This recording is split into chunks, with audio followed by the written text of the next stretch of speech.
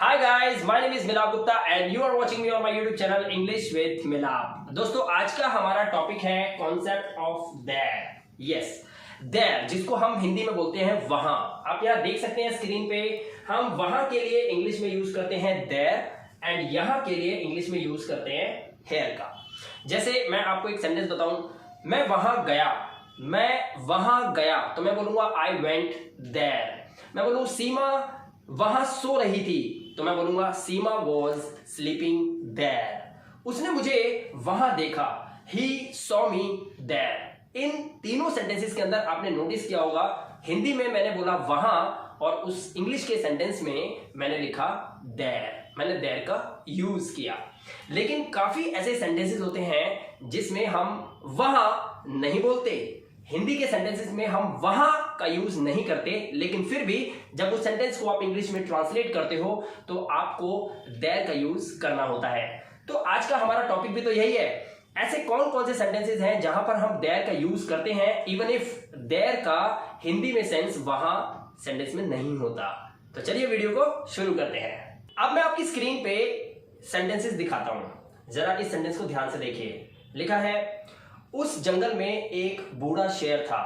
हमने इस हिंदी के सेंटेंस में वहां का यूज नहीं किया, लेकिन जब हम इसकी इंग्लिश बनाते हैं तो कैसे बोलते हैं? There was an old lion in that forest. एक और सेंटेंस देखते हैं। आपके कमरे में कितनी खिड़कियां हैं? आपके कमरे में कितनी खिड़कियां हैं? इस सेंटेंस के अंदर कहीं पे भी हम देख सकते हैं हिंदी के वाक्य में वहां नहीं आया, लेकिन जब हम इसकी इंग्लिश बनाते हैं तो हमें देयर लगाना होता है। कैसे बोलेंगे? How many windows are there in your room? How many windows are there in your room? तो हमने यहां पर भी there का यूज करा। एक और सेंटेंस देखते हैं। Oh there, finally he has done it. शुक्र है उसने ये काम कर दिया। इस सेंटेंस के अंदर भी हमने there का यूज किया है, लेकिन इन तीनों सेंटेंसेस के अंदर there की हिंदी वहां नहीं है। तो यही तो हमारा आज का टॉपिक है कि आखिर हम there का यूज कहां कहां करते हैं। तो चलिए वीडियो को शुरू से स्टार्ट करते हैं। तो जब कभी भी आप किसी को कहानी सुनाते हैं तो आप कैसे बोलते हैं? एक राजा था, या बोलोगे एक बूढ़ा व्यक्ति था, या बोलोगे एक गाड़ी थी। ऐसे आप सेंटेंसेस को बनाते हैं। तो एक सेंटेंस एग्जांपल लेते हैं, एक राजा था। अब मैं अगर आपसे बोलूं कि एक राजा था, इस वाक्य के अंदर सब्जेक्ट क्या है, तो आप कहेंगे कि सब्जेक्ट होगा एक राजा, है ना। तो अगर हम इसकी इंग्लिश बनाएं कि एक राजा था तो कैसे बनाएंगे? एक राजा हमारा सब्जेक्ट है तो हम बोलेंगे आ किंग, ऐसे बोलेंगे ना, आ किंग। उसके बाद था के लिए हम क्या लगाएंगे? था के लिए हम लगाएंगे वॉज। अ किंग वॉज, एक राजा था। अब यहां पर मुझे आपको क्या समझाना है, बड़े ध्यान से सुनिए। यहां पर हमने बोला वहां के लिए आप देयर लगा सकते हो, यहां के लिए आप हेयर का यूज करते हो, तो हेयर और देयर का यूज करते हैं यहां वहां के लिए। लेकिन तो यहां पर इन सेंटेंस में हम क्या सीखेंगे? अगर ऑब्जेक्ट इज मिसिंग, यानी कि अगर ऑब्जेक्ट मिसिंग हो। अब इस सेंटेंस में ऑब्जेक्ट तो हमारा है ही नहीं। आप देखिए अ किंग वॉज, अब हमारा ऑब्जेक्ट मिसिंग है। जब भी किसी सेंटेंस के अंदर ऑब्जेक्ट मिसिंग हो तो वहां पे आपको देयर का यूज करना होता है।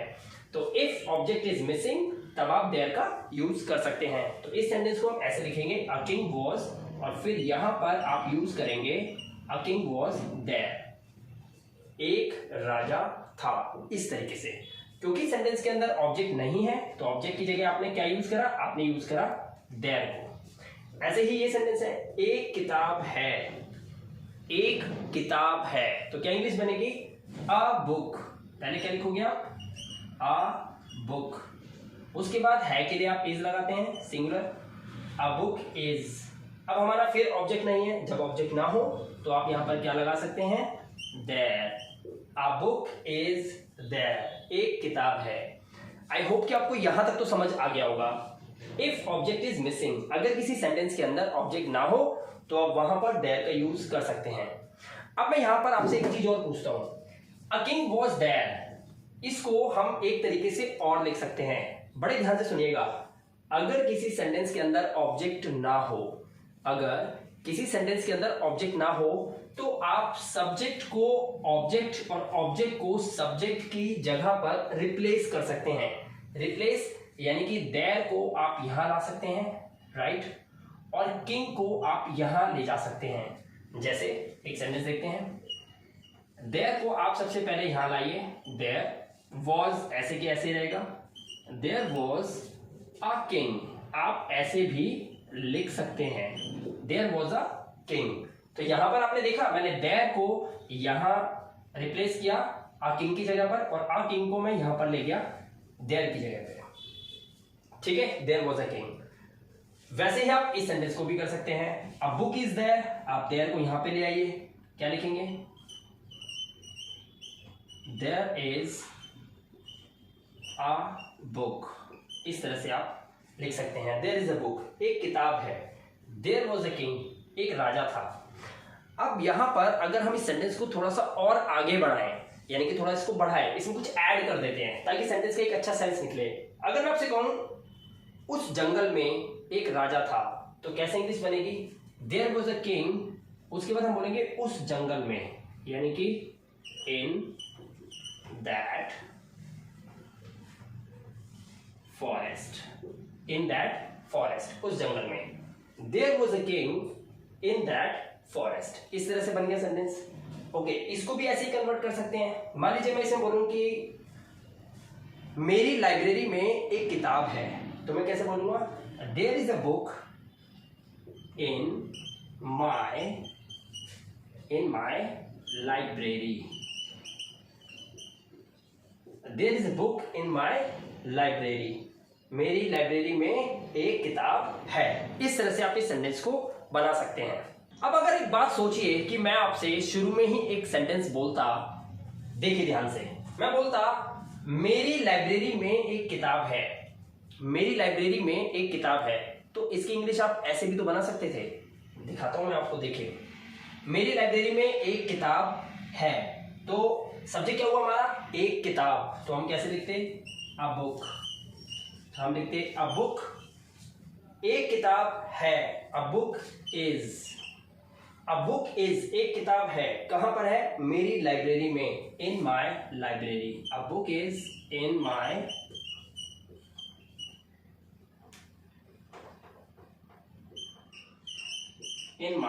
लाइब्रेरी। आप ऐसे भी तो बोल सकते थे ना, a book is in my library.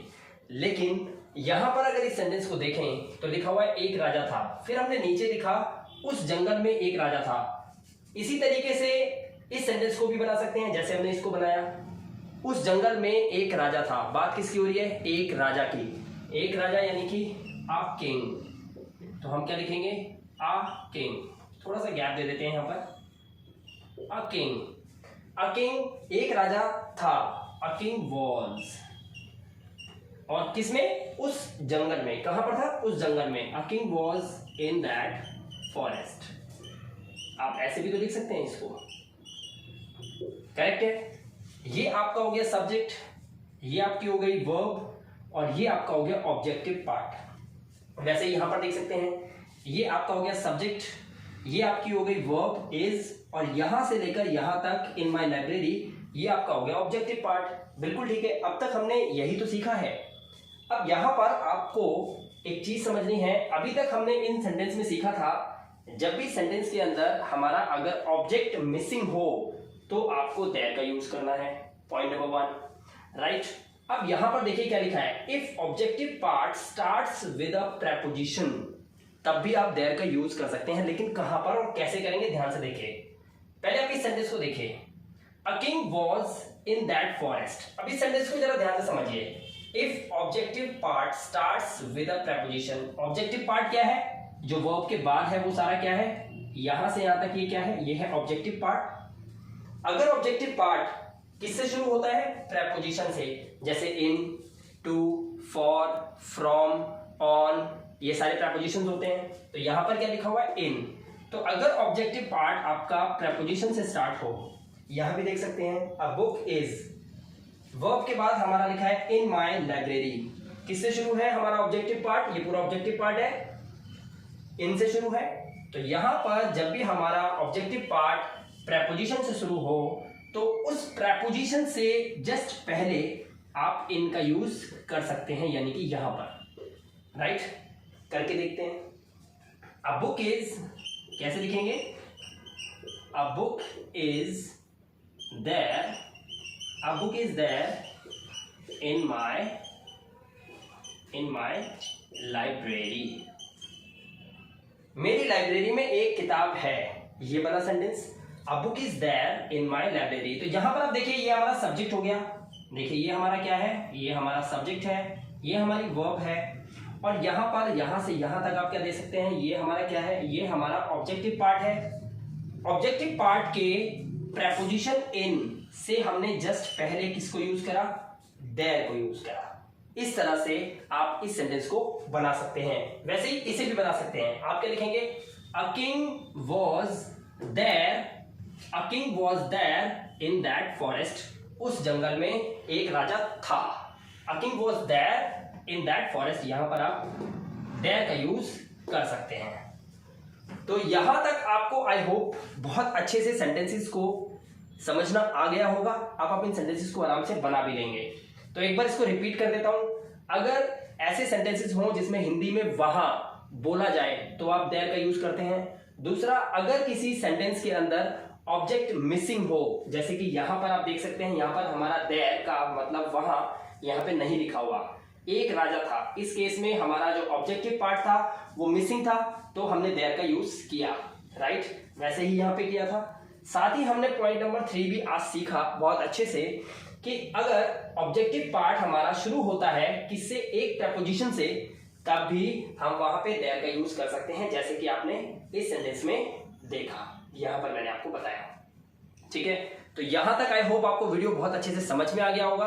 अब चलते हैं हम अपने लास्ट पॉइंट की तरफ कि हम देयर का यूज सेंटेंस के अंदर करते हैं अगर सेंटेंस में there as an interjection use हो, एज अ प्रोनाउन यूज हो, एज एन एडजेक्टिव यूज हो, या फिर एज एन एडवर्ब यूज हो. तो मैं कुछ सेंटेंसेस आपको यहां पर दिखाऊंगा और एक एक करके हम उन्हें फाइंड आउट करेंगे कि कौन सा देयर इंटरजेक्शन है, प्रोनाउन है, एडजेक्टिव है या एडवर्ब है. क्योंकि इस तरह के सेंटेंसेस आपसे पूछे जाते हैं जब आप कॉम्पिटिटिव एग्जाम्स की तैयारी करते हैं. तो चलिए शुरू करते हैं. तो यहां पर आपकी स्क्रीन पे आप देख सकते हैं कुछ सेंटेंसेस मैं आप लोगों के लिए लेकर आया हूं. इन सेंटेंसेस में से कुछ सेंटेंसेस इंटरजेक्शन यानी कि देयर का यूज एज एन इंटरजेक्शन हुआ है, एज अ प्रोनाउन यूज हुआ है, एज एन एडजेक्टिव यूज हुआ है, एज एन एडवर्ब यूज हुआ है. अब हम इसे पहचानेंगे कैसे. बहुत ही इंटरेस्टिंग वीडियो ये तब हो जाती है जब कॉम्पिटिटिव स्टूडेंट्स इस वीडियो को यहां से देखना शुरू करते हैं. अब देखिए यहां पर आपको क्या होता है, क्वेश्चन दे दिया जाता है और आपसे पूछा जाता है बताइए यहां पर देयर का यूज किस फॉर्म में हुआ है, interjection, pronoun, as an adjective या एज एन एडवर्ब. तो यहां पर इसको समझने के लिए बहुत ही सिंपल ट्रिक है, आपको समझाता हूं, बड़े ध्यान से देखिए वीडियो. लिखा है oh there eventually she did it, उसने कर दिया, ये अंत में उसने ये कर दिया. Oh there. आपको पता है इंटरजेक्शंस क्या होते हैं जिसमें हम फीलिंग्स बताते हैं. सॉरोनेस हो सकती है, हैप्पीनेस हो सकती है. राइट, कोई दुख की बात हो, कोई खुशी की बात हो, इस तरह से हम एक्सप्रेशंस देने के लिए, अपने अंदर के एक्सप्रेशंस देने के लिए हम ऐसे वर्ड्स का यूज करते हैं. तो यहाँ पे जो ओह देयर, यहाँ पे एक क्या है, सेंस ऑफ रिलीफ आ रहा है. ओह देयर, फाइनली उसने वो काम कर दिया. इवेंचुअली शी डिड इट, उसने वो काम कर दिया. तो यहाँ पर एक सेंस ऑफ रिलीफ होने की वजह से देयर का यूज किया गया है, जबकि यहां पर देयर का मतलब वहां नहीं है. राइट, तो ऐसे सेंटेंस के अंदर जब देयर का यूज किया जाता है तो वो इंटरजेक्शन में काउंट हो जाता है. और सबसे बड़ी पहचान है, आपको एक्सक्लेमेशन मार्क दिखाई देगा. दूसरे सेंटेंस को देखिए, ये भी बिल्कुल सेम कैटेगरी का सेंटेंस है. दोनों के दोनों इंटरजेक्शन जो है सेंटेंस हैं जिसमें देयर का यूज किया गया है. यहां पे लिखा हुआ है देयर एग्जाम्स आर ओवर. अब देखिए बोलते हैं ना, चलो जी अच्छा हुआ, ओ गॉड शुक्र है एग्जाम्स पूरे हो गए, एग्जाम्स खत्म हो गए फाइनली. तो यहां पर देयर का यूज एक हैप्पीनेस दिखाने के लिए हुआ है कि पीछा छूटा, एग्जाम्स हो गए. आपको समझ पा रहे हैं. तो एक्सप्रेशंस दिखाने के लिए देयर का यूज किया गया है, ना कि यहां पर देयर का मतलब वहां है. राइट, तो ऐसे सेंटेंसेस जो है इंटरजेक्शन में देयर का यूज किया जाता है और एक्सक्लेमेशन मार्क यहां पर लगा हुआ है. तो इन सेंटेंसेस के अंदर देयर का यूज एज एन इंटरजेक्शन हुआ है. अब इन दो सेंटेंसेस को देखते हैं. क्या लिखा है, there is a lion. Okay, there is a lion. यहां पे देखिए देयर इज नो ऑप्शन, कोई ऑप्शन नहीं है. इसकी हिंदी क्या होगी, एक शेर है, कोई ऑप्शन नहीं है. इन सेंटेंसेस को बनाने के लिए थोड़ा सा ग्रामेटिकली आपको समझना होगा। इज के यहां पर ये है आपका ऑब्जेक्ट और इज के इधर ये है आपका सब्जेक्ट। अब मैं आपसे अगर पूछूं, जो भी आपने प्रीवियस वीडियो लेक्चर्स में सीखा है, मैं आपसे पूछता हूं कि सब्जेक्ट क्या होते हैं। सब्जेक्ट सिर्फ 4 तरह के होते हैं, या तो वो नाउन होगा, या तो वो प्रोनाउन होगा, या वो जेरेंड होगा, या फिर वो इन्फिनेटिव होगा। अब जरा दिमाग लगाइए कि देयर कोई नाउन है, किसी का नाम है। नाउन का मतलब क्या होता है? किसी का नाम होता है, कोई प्लेस होता है। तो यहां पर कोई नाम तो है नहीं। अच्छा, ये जेरेंड भी नहीं है, क्योंकि जेरेंड की फॉर्म बनती है वर्ब के साथ आईएनजी लगाकर, और इन्फिनेटिव बनता है टू लगा के। वर्ब से पहले टू लगा देते हैं, टू के बाद वर्ब होती है, तो वो हमारा बन जाता है इन्फिनेटिव। जेरेंड और इन्फिनेटिव हम एज अ सब्जेक्ट यूज करते हैं, लेकिन यहां पर ये दोनों वर्ब तो है ही नहीं, तो ये जेरेंड भी नहीं है, ये इन्फिनेटिव भी नहीं है, और ये नाउन भी नहीं है, किसी का नाम भी नहीं है। तो ये क्या बचा? तो ये एक ही तो बचा, ये प्रोनाउन है। तो ये क्या है? ये प्रोनाउन की फॉर्म में यूज हुए हैं, ये इंटरजेक्शन की फॉर्म में यूज हुए थे, राइट। अब देखिए यहां पर, look at that dog there, देखो वहां उस कुत्ते को। अब यहां पर देखो, यहां पे क्या लिखा है? Look at that dog there, देखो उस कुत्ते को। अब यहां पर ना इस देयर का मतलब वहां नहीं है। अगर मान लीजिए आप इसकी हिंदी बनाओ, देखो वहां उस कुत्ते को, ये सेंस नहीं है इसकी। यहां पर देयर का यूज उस डॉग को, पर्टिकुलर उस डॉग को एम्फसाइज करने के लिए बोला है कि उसी कुत्ते को देखो। Look at that dog there, उस कुत्ते को देखो, उस कुत्ते को ही देखो और कुत्तों को नहीं। तो इस तरह से यहां पर देयर का यूज कैसे किया गया है? एक नाउन को एम्फसाइज करने के लिए। और आपको भी पता है एडजेक्टिव्स कौन होते हैं? एडजेक्टिव्स जो होते हैं वो नाउन और प्रोनाउन को उसको जोर देते हैं, उस पर उसके बारे में कुछ एक्स्ट्रा बताते हैं, राइट। उसके बारे में कुछ बढ़ चढ़कर बताते हैं। तो एडजेक्टिव्स कौन से होते हैं? एडजेक्टिव्स होते हैं जो किसी नाउन को बढ़ चढ़ के बताएं, उसकी विशेषता बताएं। तो यहां पे लिखा है लुक एट दैट डॉग, उस कुत्ते को देखो। अब यहां पर इसका सेंस वहां नहीं है, तो उस कुत्ते को जोर देने के लिए बोला जा रहा है कि देखो, वहां देखो उस कुत्ते को। तो यहां पर वहां सेंस नहीं है, उस कुत्ते को देखो। और यहां पर उसी कुत्ते को देखना, आसपास के कुत्तों को मत देखो, एम्फसाइज करके बताया गया है। तो यहां पर ये कैसे यूज हो रहा है? एज एन एडजेक्टिव यूज हो रहा है। दूसरा सेंटेंस देखते हैं, प्लीज कॉल दैट बॉय, उस लड़के को बुलाओ, कृपया उस लड़के को बुलाओ। अब यहां पे ये नहीं बोला हुआ कि कृपया उस लड़के को वहां बुलाओ, नहीं नहीं नहीं नहीं, नहीं। यहां पे देयर का यूज वहां के लिए नहीं किया गया है, ये एक एडजेक्टिव है। कैसे? प्लीज कॉल दैट बॉय, उस लड़के को बुलाओ, लेकिन सिर्फ उसी लड़के को बुलाओ। तो ये क्या कर रहा है? ये एम्फसाइज कर रहा है बॉय इस वर्ड को, ये देयर एम्फसाइज कर रहा है इस वर्ड डॉग को। तो डॉग को एम्फसाइज कर रहा है देयर, और बॉय को एम्फसाइज कर रहा है ये वाला देयर। तो इसीलिए यहां पे देयर जो है ये नाउन को एम्फसाइज कर रहा है, किसी के नाम को एम्फसाइज कर रहा है, इसलिए ये एक एडजेक्टिव हो गया। तो यहां पर देयर का यूज हम कैसे कर रहे हैं? एज एन एडजेक्टिव यूज कर रहे हैं। अब नीचे के सेंटेंस को देखिए, you can sit over there, you can sit over there, तुम वहां बैठ सकते हो, तुम वहां बैठ सकते हो। यू कैन सिट, तुम बैठ सकते हो वहां। अब यहां पर ओवर का यूज, ओवर का कोई हिंदी नहीं है यहां पर। अगर आप सोचे कि ओवर की कोई हिंदी है, नहीं, ओवर की कोई हिंदी नहीं है। ये जो नेटिव पीपल हैं जिनकी इंग्लिश है, इंग्लिश नेटिव लोग अक्सर इसको बोलते हैं। तो आप इसे ऐसे भी तो बोल सकते हैं, यू कैन सिट देयर, आप वहां बैठ सकते हैं। तो जरूरी तो नहीं है कि आप ओवर का यूज ही करें, लेकिन एक सेंस में इसका यूज किया जाता है, you can sit over there, आप वहां बैठ सकते हैं। तो अब ये जो देयर है ये किसके लिए लगा हुआ है? सिट देयर, वहां, और कहीं नहीं, सिर्फ वहीं बैठ सकते हैं। तो ये क्या कर रहा है? ये एक वर्ब को एम्फसाइज कर रहा है, आप देख सकते हैं। ऐसे ही नीचे सेंटेंस देखिए, लुक एट देयर, वहां देखो, देखो कहां? वहां। तो ये देयर किसको एम्फसाइज कर रहा है? लुक को, एक वर्ब को, आप देख सकते हैं। तो वर्ब को एम्फसाइज कर रहे हैं ये दोनों। तो ये क्या हो गए? ये हो गए एडवर्ब। तो यहां पर ये एडवर्ब के रूप में यूज किया गया है। आई होप कि आपको बहुत अच्छे से समझ में आ गया होगा कि इंटरजेक्शन के रूप में कैसे यूज होता है, एक्सक्लेमेशन मार्क होता है, प्रोनाउन के रूप में कैसे यूज होगा जब ये एज अ सब्जेक्ट यूज होगा सेंटेंस के अंदर, राइट। लेकिन इसकी हिंदी में सेंस वहां नहीं होगी, ठीक है। Look at that dog there, यहां पे भी इसका हिंदी में सेंस वहां नहीं है, लेकिन ये इस डॉग को ही देखने की बात कर रहा है, इस बॉय को ही देखने की बात कर रहा है।